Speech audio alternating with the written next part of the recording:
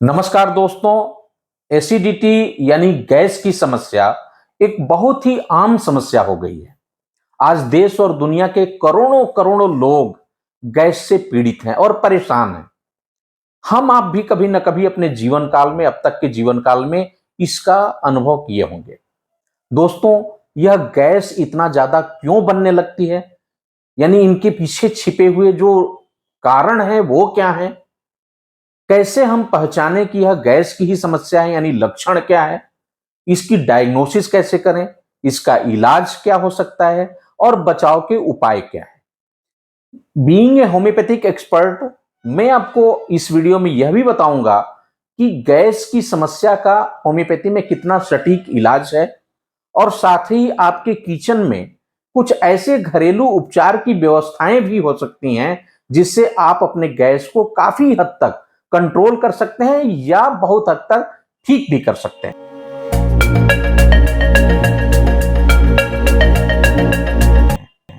दोस्तों, मेरा नाम है डॉक्टर अरविंद श्रीवास्तव। मैं एक होम्योपैथिक विशेषज्ञ हूं मऊ से, और आज हम इस वीडियो में जानते हैं कि एसिडिटी यानी गैस की समस्या क्या है और इसके बारे में पूरा डिटेल जानकारी लेते हैं। दोस्तों, एसिडिटी यानी गैस का ज्यादा बनना, आमतौर पे जो इसके जो लक्षण होते हैं उसमें यही होता है कि पेट फूल जाना, लंबी लंबी डकारें आने लगना या खट्टी खट्टी डकार आना, कच्ची डकार आना, सीने में, पेट में जलन महसूस होने लगना, कभी कभी तो हूल मिचली और उल्टी हो जाना, और इसके साथ साथ कभी कभी घबराहट, बेचैनी इस तरीके का लगने लगना, भूख बहुत कम हो जाना, धीरे धीरे करके अगर लंबे दिनों तक चल गया तो काफी कमजोरी महसूस करने लगना, इस तरह के लक्षण आमतौर पे दिखाई देने लगते हैं। कभी कभी तो गैस की दबाव से दोस्तों सीने में इतना भारीपन और दबाव लगने लगता है, घबराहट होने लगती है, मानो ऐसा लगता है कि कोई हार्ट की समस्या आने वाली है। कभी कभी इसके दबाव की वजह से अक्सर सिर में इतना भारीपन और दर्द होने लगता है कि काफी व्यक्ति परेशान हो जाता है। कभी कभी तो बहुत ज्यादा हवा पास होने लगता है दोस्तों, और इतना ज्यादा डकार और परेशानी होने लगती है कि एकदम बिल्कुल व्यक्ति परेशान हो जाता है। दोस्तों, ये सारे लक्षण देखने को मिलते हैं। अब सवाल ये उठता है कि इसके पीछे कारण क्या है। सबसे जो बड़ा कारण है दोस्तों वो है हमारा अनियमित दिनचर्या। अगर हमारे सोने, उठने, जगने, बैठने का कोई टाइम नहीं है, कोई रूटीन नहीं है, तो वो बहुत बड़ा कारण है गैस के बनने का।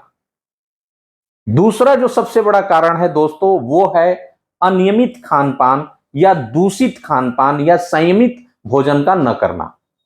अगर हम ये निर्धारित नहीं कर पाते कि हमारे खान-पान में कैसे हम अपने खान-पान को संतुलित करें और संतुलित भोजन कब और कितनी मात्रा में कैसे लें, अगर इसका हम निर्धारण नहीं करते और इस मापदंड को हम अपने जीवन का हिस्सा नहीं बनाते और कभी भी कुछ भी उल्टा सीधा खाते पीते रहते हैं, जैसे बहुत ज्यादा junk food, fast food, fried food, processed food, या बहुत ज्यादा मैदे वाली चीजों का सेवन करना, या किसी भी चीज की बहुत ज्यादा अधिक मात्रा में सेवन करना, चाहे वो आप चावल हो, चीनी हो, चाय पीते हो या कॉफी का सेवन बहुत ज्यादा करते हो, ये कुछ भी अगर आप बहुत ज्यादा मात्रा में अगर आप सेवन करते हैं तो भी आपको गैस बन सकता है। तो आप अनियमित अगर भोजन पानी करते हैं या उल्टा सीधा अगर आपका खान पान है तो ये सबसे बड़ी वजह है गैस बनने का। तीसरा जो कारण है दोस्तों, अगर आप अपने खाने पीने में अगर समय नहीं देते हैं, माकूल समय नहीं देते हैं, पानी भी पीते हैं तो बहुत जल्दी जल्दी पीते हैं, भोजन भी कर रहे हैं तो बहुत जल्दी जल्दी करते हैं, भोजन तो मैं 2 मिनट के अंदर करता हूं, ऐसे लोग चैलेंज करके बताते हैं कि मैं तो 2 मिनट के अंदर करता हूं। आपको पता ही नहीं कि आप अपने सेहत के साथ कितना खिलवाड़ कर रहे हैं। अगर आप पानी बहुत जल्दी जल्दी पी रहे हैं, अगर आप भोजन बहुत जल्दी जल्दी कर रहे हैं, तो मानो आप अपनी सेहत को स्वयं बहुत बड़ा नुकसान पहुंचाने वाले हैं। तो दोस्तों, अगर आप जल्दी जल्दी करते हैं तो होता क्या है कि उसके साथ साथ गैस की मात्रा भी बहुत ज्यादा चली जाती है, हवा साथ साथ चला जाता है और वो गैस के रूप में सामने आता है। इसके साथ साथ दोस्तों, बुढ़ापे में दांत वगैरह जब टूट जाते हैं तो उन परिस्थितियों में भी सांस लेने में पता चला नाक से ना लेकर के मुंह से ज्यादा ले रहे हैं और बार बार गैस कर रहे हैं, और उसकी वजह से भी जो है एसिडिटी बहुत ज्यादा होने लगती है। चौथा जो कारण है दोस्तों वो है सक्रिय जीवन शैली का अभाव। अगर आप कोई एक्सरसाइज नहीं करते हैं, आप बहुत आराम तलब जीवन व्यतीत करते हैं, तो भी आपको गैस की समस्या हो सकती है। दिक्कत यह है कि हम सब शारीरिक श्रम नहीं करना चाहते हैं, मगर पाना सब कुछ चाहते हैं। यानी हम दिमाग तो बहुत तेज चलाते हैं अपना, लेकिन शरीर को ज्यादा नहीं चलाते, या शरीर को चलाना हमने कम कर दिया है। यह सेहत के लिए बिल्कुल विपरीत है और इसकी वजह से भी गैस की समस्याएं बहुत हो रही हैं। छठा जो कारण है दोस्तों, वो है मिलावट। खान पान और तमाम इस तरह की चीजों में इतनी ज्यादा मिलावटखोरी भी आजकल हो गई है कि उससे भी आप वंचित नहीं रह सकते हैं। आप बहुत प्रयास करके भी आप ओरिजिनल सामानों को आप अपने भोजन में ग्रहण नहीं कर सकते हैं। मैं बहुत छोटा सा उदाहरण देता हूं आपको। आप जैसे हैं खाने पीने में रोटी चावल दाल, ये मेन कंटेंट है। रोटी चावल दाल, सब्जी, फल। आज की क्या स्थिति है? आप आटा जो बाजार से खरीदते हैं क्या है, वो भी पूरी तरह से प्रोसेस्ड है। छिलका बाहर निकल गया, उसका मैदा बाहर निकल गया। चावल जो ले रहे हैं वो भी आपका ब्राउन निकल गया है, पॉलिश्ड है। दाल भी जो आप ले रहे हैं उसकी भी वही दशा है।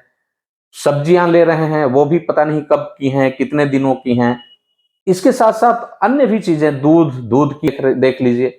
तो बहुत सारे जो मिलावट की जो चीजें आजकल आने लगी बाजार में, ये भी एक बहुत बड़ा कारण है गैस बनने का। इसके अलावा दोस्तों, अगर आप धूम्रपान का सेवन करते हैं, आप अल्कोहल का सेवन करते हैं, तो ये भी एक बहुत बड़ा कारण है।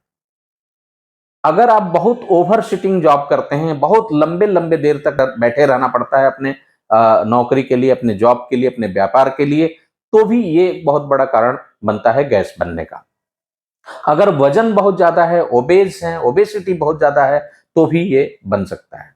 इसके अलावा दोस्तों, हमारे आहार नली से लेकर के और आंतों में अगर कोई समस्या हो, जैसे ओसोफेजाइटिस हो, यानी आहार नली में सूजन हो, स्टोमेटाइटिस हो, या गैस्ट्राइटिस हो, या गैस्ट्रोइंटेराइटिस हो, ये अगर समस्या भी है, यानी हल्का फुल्का सूजन भी अगर हमारे आंतों में, हमारे स्टमक में अगर है, तो ये भी गैस को ज्यादा बनाता है और इससे भी गैस ज्यादा बनती है। इसके अलावा दोस्तों, अगर आप कोई ऐसी दवा खा रहे हैं किसी तरह की, वो भी एंटीबायोटिक है या अन्य कोई दवाएं हैं इस तरह की, उसकी वजह से भी गैस ज्यादा देखने को मिलता है। और ज्यादा तौर पे जो एनाल्जेसिक वगैरह इस्तेमाल होता है, जो दर्द की गोलियां होती हैं, दर्द की दवाएं होती हैं, उनकी वजह से भी गैस का फॉर्मेशन ज्यादा हो जाता है। इसके अलावा दोस्तों, लीवर भी एक बहुत बड़ा मुख्य अंग है डाइजेशन को ठीक रखने का, पाचन शक्ति को मजबूत रखने का।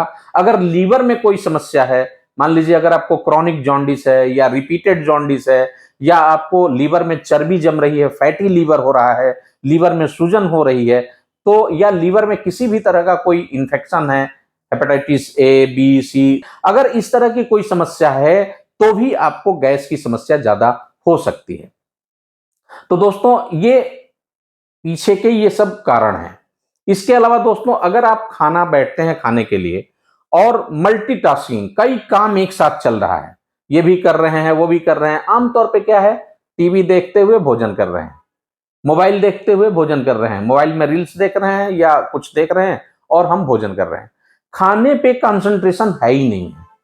तो ये बहुत ज्यादा जरूरी है कि आप अपने खाने पर कंसंट्रेट करें अपने को, और कम से कम अगर नाश्ता कर रहे हैं तो 15 मिनट का टाइम लें, और अगर आप भोजन कर रहे हैं तो आधे घंटे का टाइम जो है आप दीजिए। खाने को अच्छे से चबा करके खाइए, तो आपको गैस की समस्या कम होगी। और अगर ऐसा नहीं करते हैं तो ये भी एक बहुत बड़ी वजह है गैस बनने का। तो दोस्तों, हमने इस तरह से वजह को ठीक से जाना। अब सवाल ये उठता है कि इसकी डायग्नोसिस कैसे करें। डायग्नोसिस में मैं आपको बता दूं, 100 में 70-80 केसेस में किसी जांच की आवश्यकता है नहीं। अगर आपने अपनी समस्या को ठीक से बताया और हमने आपकी समस्या को ठीक से सीरियसली सुना, तो आप समझिए कि 100 में 80% लोगों में किसी तरह की कोई जांच की आवश्यकता नहीं है। लेकिन कुछ केसेस में इस बात के लिए जांच की आवश्यकता पड़ती है कि अगर गैस ही है तो किस स्टेज में है, इसके पीछे का कारण क्या है, यानी अंडरलाइंग काज क्या है, किस वजह से गैस बन रही है। इस चीज को जानने के लिए, या कोई अन्यत्र समस्या तो नहीं शुरू हुई है, इसके लिए हमें जांच की आवश्यकता होती है। जो सबसे कॉमन जांच हम लोग कराते हैं वो है दोस्तों अल्ट्रासोनोग्राफी। पेट की अल्ट्रासोनोग्राफी। उसमें पेट के सभी अंगों के साथ साथ अपने लीवर के बारे में भी बहुत जानकारी मिल जाती है और आंतों की भी स्थिति के बारे में पता चल जाता है कि आंतों में कोई सूजन तो नहीं है, कोलाइटिस तो नहीं है। ये सारी जानकारी आमतौर पे अल्ट्रासोनोग्राफी के माध्यम से मिल जाता है। दूसरा जो जांच हम कराते हैं दोस्तों, वो ब्लड का टेस्ट कराते हैं। एक तो सीबीसी कराते हैं, जनरल जांच जो ब्लड का होता है, और दूसरा हम लीवर फंक्शन टेस्ट करा करके देखते हैं। तो इस तरह से एलएफटी और सीबीसी दो बेसिक जांच हम कराते हैं गैस के मामले में। तीसरा जो जांच होता है दोस्तों, वो होता है एंडोस्कोपी का। एक एंडोस्कोपी करा करके देखते हैं कि क्या स्थिति है, और उससे हमें काफी हद तक ओसोफेगस से लेकर के, स्टमक से लेकर के और ड्यूडेनल पार्ट तक की जानकारी मिल जाती है। और इसके बाद भी अगर कोई आवश्यकता किसी किसी केस में पड़ती है तो फिर हम कोलोनोस्कोपी भी करा करके देखते हैं। लेकिन जो कॉमन जांच है उसी में काफी कुछ जानकारी हो जाती है, और कोलोनोस्कोपी या सीटी स्कैन एब्डामेन या फाइब्रो स्कैन और इस सब की आवश्यकता बहुत बाद में पड़ती है और कुछ केसेस में पड़ती है, सभी केसों में नहीं पड़ती है। तो इस तरह से हम डायग्नोसिस करीब करीब क्लियर कर ले जाते हैं कि यह गैस की ही समस्या है और इसके पीछे का छिपा हुआ कारण ये है। और अब सवाल ये उठता है कि इसको हम दूर कैसे करें, यानी इसका इलाज क्या हो सकता है। मैं आपको बता दूं कि जैसे हमने कहा कि 70% केसेस में कोई जांच की आवश्यकता नहीं है, सिर्फ आपने ठीक से अपनी समस्या को बताया और हमने ध्यानपूर्वक आपकी समस्या को सुना, इसी से 70 से 80 केसेस में 100 में डायग्नोसिस क्लियर हो गई। ठीक उसी तरह से अगर आप जो इसके पीछे के छिपे हुए कारण हैं, अगर उसको ठीक से समझ गए और उसका निवारण कर लिया आपने, अगर उसे दूर कर लिया, तो यकीन मानिए 70 से 80 लोग 100 में बिना किसी दवा के ठीक हो सकते हैं। लेकिन 20 से 25% में दवा की आवश्यकता है, या ये सारे उपयोग करने के बाद भी, उपाय करने के बाद भी अगर आप अपने से ठीक नहीं कर पा रहे हैं, तो फिर आपको चिकित्सक की जरूरत है और चिकित्सीय सलाह की जरूरत है, और फिर अपने खान पान रहन सहन में ध्यान देने की जरूरत है इलाज के साथ साथ, तो आप पूर्णतया ठीक हो सकते हैं। दोस्तों, बीइंग ए होम्योपैथिक एक्सपर्ट, मैं आपको बताना चाहूंगा कि होम्योपैथी में गैस के लिए बहुत अच्छी अच्छी दवाएं हैं और इसको जड़ से होम्योपैथी के माध्यम से ठीक किया जा सकता है, खत्म किया जा सकता है।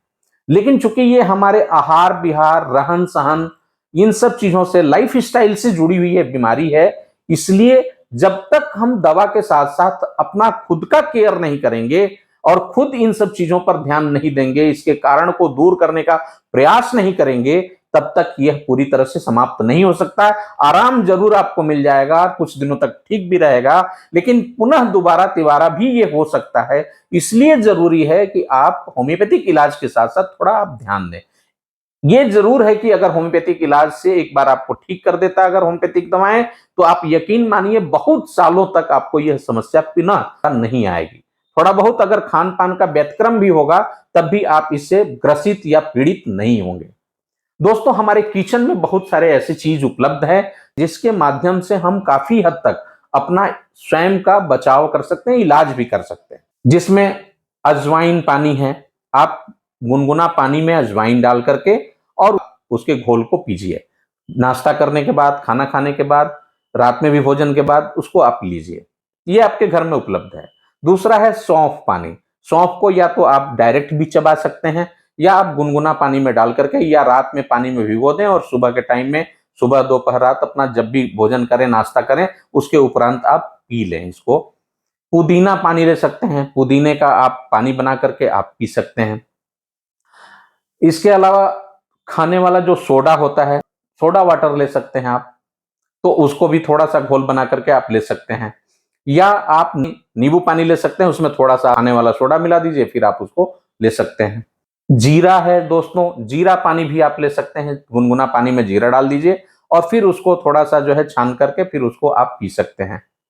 इसके अलावा आप अपने खान पान में मट्ठा ले सकते हैं। मट्ठा भोजन के बाद, दिन में भोजन के बाद आप मट्ठा ले लीजिए, उसमें थोड़ा सा आप जीरा पाउडर डाल दीजिए, भुना हुआ जीरा का पाउडर बना करके रखिए, थोड़ा डाल दीजिए और थोड़ा सा काला नमक डाल दीजिए और फिर उसका आप सेवन करिए, बहुत आपको असातित लाभ मिलेगा। इसके साथ साथ दोस्तों, जो बचाव के अन्य उपाय हैं उसको भी मैं थोड़ा सा आपसे शेयर कर देना चाहूंगा। अगर आप आराम तलब जीवन व्यतीत करते हैं, और फिजिकल एक्टिविटीज बहुत कम है तो आप बहुत सक्रिय जीवन शैली अपनाइए और नियमित योग, प्राणायाम, मॉर्निंग वॉक, इवनिंग वॉक, ये सब सारी चीजों को थोड़ा सा आप अपने तरजीह दीजिए। प्राणायाम और व्यायाम को अपने जीवन का हिस्सा बनाइए। धूम्रपान है उसे बंद कर दीजिए या बिल्कुल कम कर दीजिए, नॉमिनल कर दीजिए। इसके साथ साथ दोस्तों अपने खान पान में आप junk food, fast food, processed food, fried food, इन सबों को अवॉइड करिए। आप मिक्स ग्रेन की रोटी, मिक्स दाल, पर्याप्त मात्रा में हरी साग सब्जी और सीजनल फ्रूट्स का सेवन आप बढ़ाइए। साथ साथ पानी की मात्रा आप बढ़ाइए और सबसे ज्यादा जो जरूरी है कि भोजन पे कंसंट्रेट होकर के भोजन को पूरे मन से, शिद्दत से भोजन को अच्छे से चबा चबा करके खाइए। आप यकीन मानिए आप काफी हद तक स्वयं से अपने को ठीक कर ले जाएंगे। फिर भी दोस्तों अगर आप अपने से नहीं कर पाते हैं तो आप किसी न किसी होम्योपैथिक एक्सपर्ट से मिलिए। यकीन मानिए होम्योपैथी में इसके लिए बहुत ही सटीक इलाज है और यह बिल्कुल ठीक हो सकता है। मुझे विश्वास है दोस्तों कि यह वीडियो गैस के बारे में, एसिडिटी के बारे में आपको सटीक जानकारी दिया होगा। अगर आपको पसंद आया तो आप इसे लाइक करें, सब्सक्राइब करें और ज्यादा से ज्यादा दोस्तों मित्रों तक भेजें ताकि अधिक से अधिक लोग इसका लाभ उठा सकें। बहुत बहुत धन्यवाद दोस्तों, नमस्कार।